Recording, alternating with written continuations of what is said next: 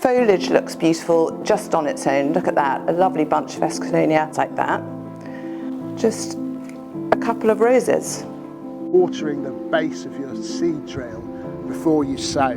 It's good to have that moisture underneath the seeds. It'll make them germinate more quickly. So the best part about growing your own cut flowers is when you finally have stems long enough that you can bring them into your home. So what you do, dig your hole, fill it full of water before you plant anything, like that. What this does is it traps water underneath the plant and hopefully it will draw the roots downward. There's annual weeds, perennial weeds and pernicious weeds.